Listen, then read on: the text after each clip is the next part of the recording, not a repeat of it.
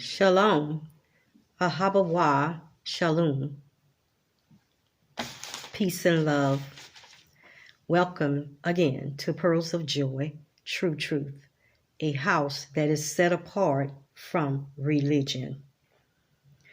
Today I am going to expound a little bit more on from the last video, two videos that I made. One of them is titled Who and what Baal is, and the other one is titled The Name of Yahuah versus the name of Baal. And I'm going to pick up where I left off on the other one. One of the videos is under the name Shirley Rodal. And again, that one is called The Name of Yahuah versus the name of Baal. Where I left off, I was talking about how Baal was not a human being. He was worshipped by the Canaanites, the Phoenicians, and even today by the so-called Christians. He was more of a mixed breed of human and beast. I shared an image of him on the last video, and I will share that again right now. You see that image? And that's just one image. There are many images out there. You can search images of Baal, and that there are many Baals. There was a Baal and is Baals in most all nations. I'm going to read a passage from the book of Hosea, and Hosea 7:15 says, "Although I trained and strengthened their arms, yet they devise evil against me. They turn to Baal. They are like a treacherous house." And that's Hosea 7:15. Another passage is Hosea 11:1 and 2. "When Israel was a child, I loved him, and out of Egypt I called my son. The more I called them, the more they went from me. They kept sacrificing to the Baals and burning incense to idols." The Baals, as I mentioned in the other video, I hope you get the chance to watch it.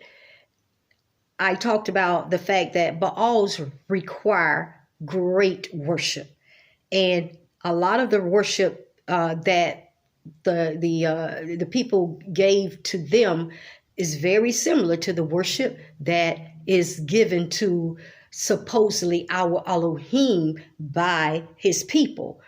But there is some deception in the ways that our people worship Yahuah. Baal was also, and in this case I'm talking about Baal Peor.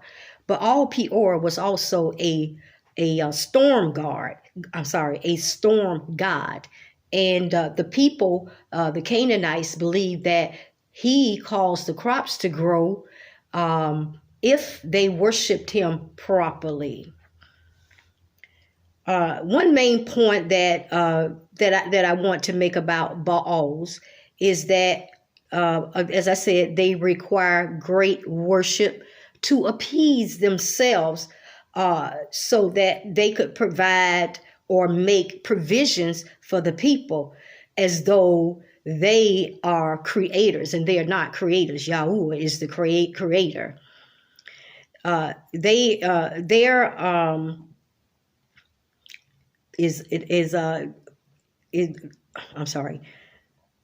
Their God, the Canaanites, is Satan, the gods of Baal is Satan. Satan is the ruler, possessor, and master of the Baals, and he sends out his messages to them to rule and possess and master us. if we allow it. In religion, which I also mentioned, means religion. Religion is doctrines of demons. We can see how the god Baal worshipped by many unknowingly. Many people worship and have been worshiping Baal unknowingly. They are calling on Lord Baal, God, Satan, destroyer, and Jesus, who is a heathenistic sun god, as I mentioned before. I'm not speaking of the true living Son, S-O-N, a word, Yahuah, Yahuah's son, Yahuah. This entity called Jesus was not the one that our Creator, Yahuah, sent. So our people, I've been involved in it too, and even in most religious institutions today, people stand before the Most High and they're lifting up hands and they're calling on the name of the Lord and making request unto the name of the Lord for him to so-called bless us. And I'll just throw this in there. That word blessed means be less. When we take the vowels out of many of these words, it gives us the true meaning of these words. When you look at that word bless means be less. An alternative for that word would be to say be, instead of saying be blessed, say be increased, or baruch, or baruka.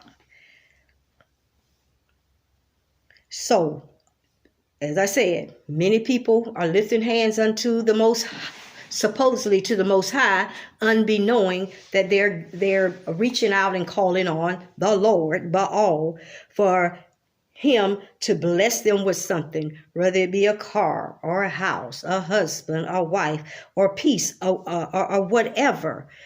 When we are asking for the blessings from Baal, yeah, many times we will get those things or whatever that we want, but there's always strings attached to it. And later on down the line, we may receive something and say, oh, the Lord blessed me. And then later on down the line, something happens with that thing. And we think, oh, I thought the Lord blessed me with that. Yeah, the Lord did bless you with that. That's why you're having problems with it. But Yahuah knows our heart. And he knows what we mean when we call on the Lord. And he will answer us, especially those of us that belong to him. Yes, he will answer us, even though we're using the wrong names. But now it is time for us to grow to another level and get the true understanding of what these words mean. I always use this as an example. When a child, when a child is small, toddler, and that child may call on your name, and the child cannot pronounce the name properly because he's not developed in, to perform the work, to form the words. And we will answer and honor what that child is saying because we know what that child is saying. I believe that the Most High is the same way with us. But we should be at a place now where we start to grow to another level. Now, the Most High in Zephaniah 3:9 says that he will restore the pure language. And there is a pure language that was given to the children of Israel that was taken from us, removed from us when we were under the captivities of our enemies. And so we should be calling on the name Yahuah. Just to give you a little bit of history, and sometimes, a lot of times, I do use the Bible as references. There are some good references in the Bible, and I use other writings as well. The ways of worship in religious institutions is very much like that of Baal worship. Check it out in 2 Kings 16:31 through 33 and 18, 1822. And this worship, this Baal worship in these institutions is actually idolatry. It is the same thing that started with the 10 tribes that left. When I talked about this in the other video, how when Solomon died, Rehoboam was supposed to get the throne, and Jeroboam, he stepped up and he took over, and 10 of the tribes followed him. And when those 10 tribes followed Jeroboam took them out and changed everything. And this is when they started to worship Baal instead of worshiping the Creator, Yahuah. Whether it be Catholicism, Christianity, or any of them, this is what is happening in most all of the institutions, the religious institutions. The worship was done by the priest. And to give you some examples of who the priests were, and through this, I'm sure you understand exactly what I'm talking about. The worship was done by the priests. And there were ceremonies. They created ceremonies, and there are religious institutions and programming that is done where ceremonies are done. There were different classes of priests that were adorned in robes. They burned incense. That's Jeremiah, 7:9, and they offered burnt offerings, and they offered burnt sacrifices. And many times it was human sacrifices. And that is, let me see, I did write down a passage for that. Oh, yeah, that's Jeremiah 19:5. It talks about how they sacrifice humans. And I guess I will say this. When we look at the Jesus character that was sacrificed, that was a human sacrifice. I even ask a question. Do the Most High condone human sacrifices? Okay, I'll move on from that. The officiating priests, they danced fanatically around the altar. And you know where that happens also. Don't get me wrong. There's nothing wrong with doing a good old get down praise to the Most High. But this was customary in these institutions in the worship of Baal. And they would cut themselves with knives to excite the attention of Baal. This is how fanatic they were about worshiping these pagan deities. And as they excited them with compassion and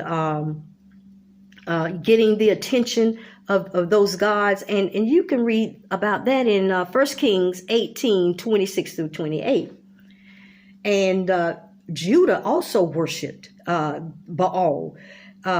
Judah was given a punishment to this day because of their worship of Baal. And that's also in 1 Kings 16:32. Temples were created. Baal images were set up. His altars were numerous. And when you look around, wherever you live, I'm in the United States, you look around, you see many temples with images on top of these buildings, and they're usually nicely built, kept clean, elaborate.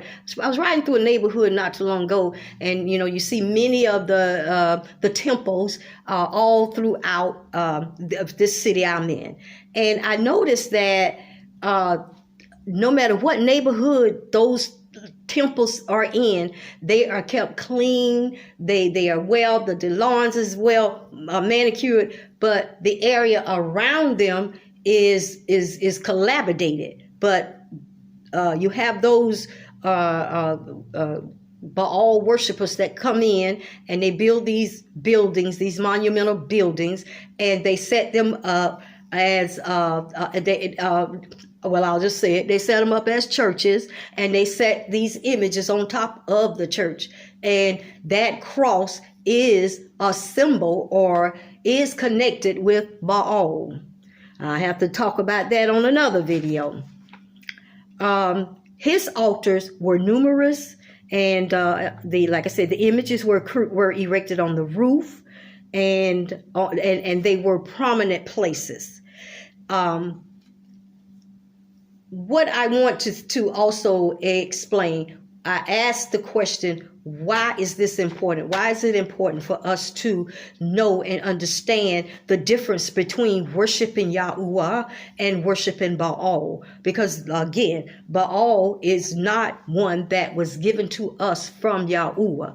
And because of the times that we're living in and the things that we are dealing with, the things that we're facing and what is coming upon this earth. And even though 1,000 shall fall at my side and 10,000 at my right hand, it shall not come near our dwelling. But there is a part that we have to play. We have to speak the word. And if we don't know what the true word is, we're just spinning wheels, and we have no power and no authority or our words won't have power and authority, because we're speaking the words of a language that is corrupt. And all of that is by design, because those who came and took our true language from us, they did not understand it, but yet they did know that our language was powerful.